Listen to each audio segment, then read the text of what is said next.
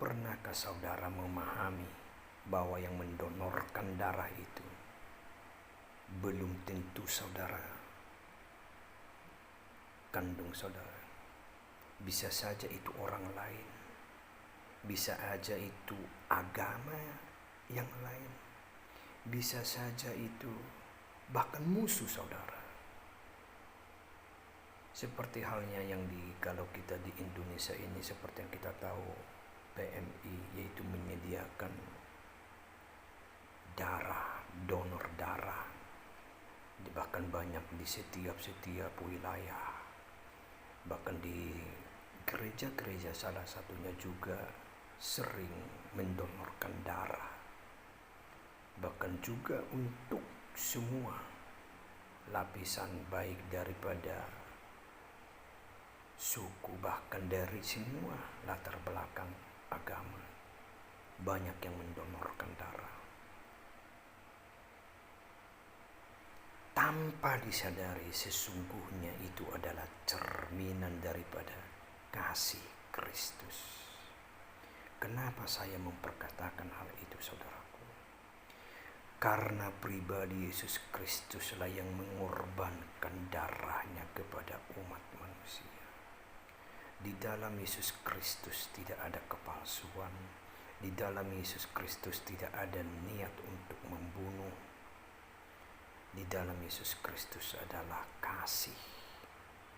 Dan kasih itulah gambaran juga seperti halnya donor darah yang saya ilustrasikan atau saya contohkan tadi, saudaraku. Kita tidak tahu itu darah siapa yang datang ke dalam tubuh kita di saat kita membutuhkannya, waktu kita terbaring dalam sakit. Tapi satu hal yang kita tahu, pribadi yang pernah mengorbankan darahnya adalah pribadi Yesus Kristus untuk menebus dosa dan pelanggaran manusia. Dan Tuhan Yesus tidak membedakan umat manusia.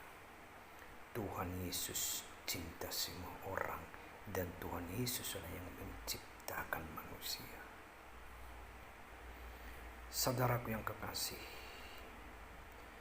jikalau saudara mencoba mengurut dari kisah penciptaan umat manusia, di mana manusia jatuh ke dalam dosa, yang tadinya diciptakan serupa dan segambar dengan wujud Allah, dengan gambar Allah, di mana gambar Allah itu yang adalah roh kemuliaan, dan gambarnya kita bisa melihat dalam kehadiran pribadi Yesus, kehadiran Yesus sebagai anak manusia. Itulah gambaran Allah itu sendiri.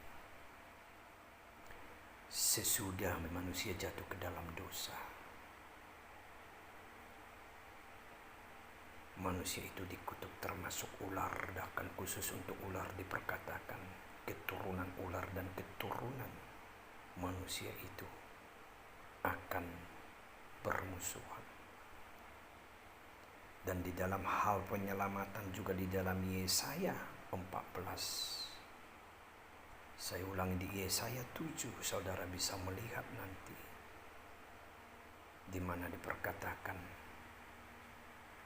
akan kedatangan Mesias atau Kristus, dan juga jalan-jalan yang akan dijalani Kristus itu sebagai juru selamat. Saudara juga baca di dalam Yesaya 53, saudara bisa melihat nanti, saudara. Dan sesudah kegenapan firman itu, sesudah kegenapan janji dia itu, kehadiran Kristus itu,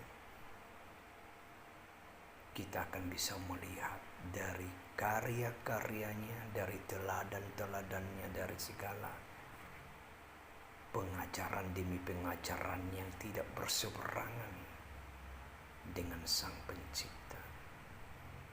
Bahkan sebelum kedatangan Yesus Kristus, seperti yang dinubuatkan sebelumnya, ada satu pribadi, yaitu Yohanes Pembaptis,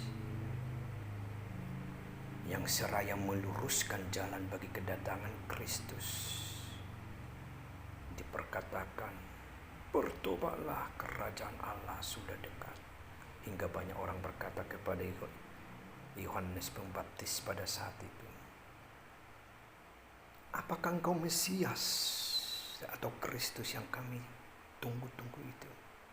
Yohanes Pembaptis jelas memperkatakan, bukan saya, tapi sesudah saya akan datang Dia yang lebih besar dari saya.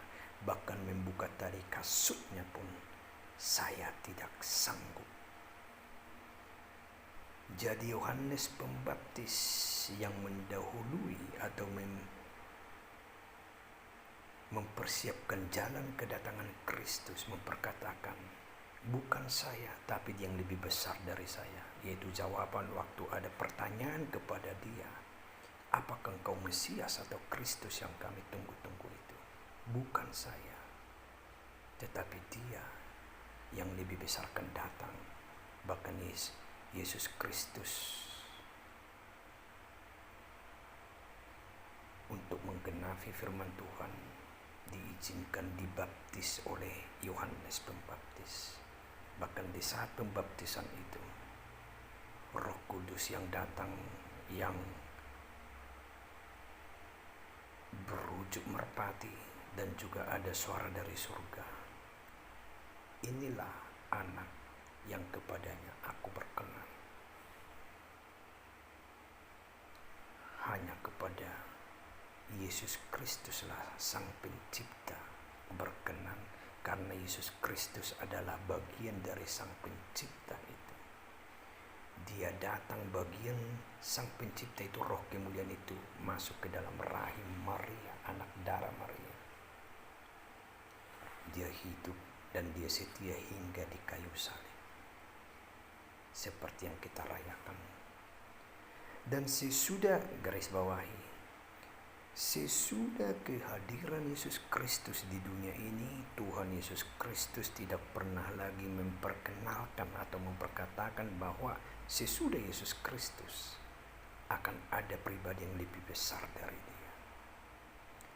Yesus Kristus tidak pernah memperkatakan hal itu, karena Dialah yang ditunggu-tunggu sebagai kegenapan janji, bahkan seperti hal yang dikatakan kepada Abraham, Ishak, dan Yakub. Bukan seperti yang diberikan Yohanes, akan datang sesudah saya yang lebih besar.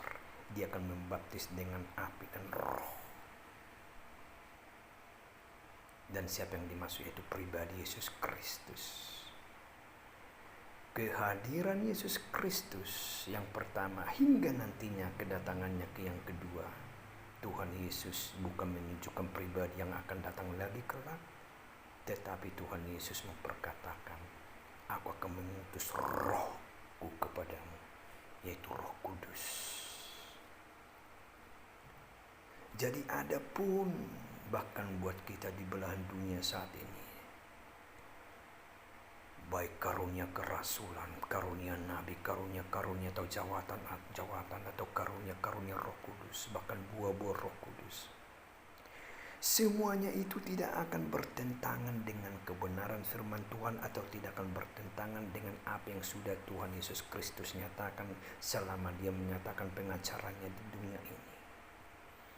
Karena Roh Kudus itu diutus oleh Bapa di surga dalam nama Tuhan Yesus Kristus. Setiap perkataan Roh Kudus itu adalah perkataan yang diterima dari Tuhan Yesus.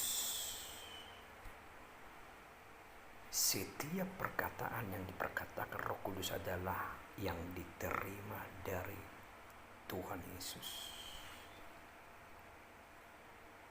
Jadi setiap orang, sekalipun dia mengalami atau memiliki karunia kerasulan, karunia kenabian, karunia semua, seperti halnya karunia-karunia roh yang diberikan, bahkan buah-buah roh, itu tidak akan bertentangan dengan pengajaran Kristus.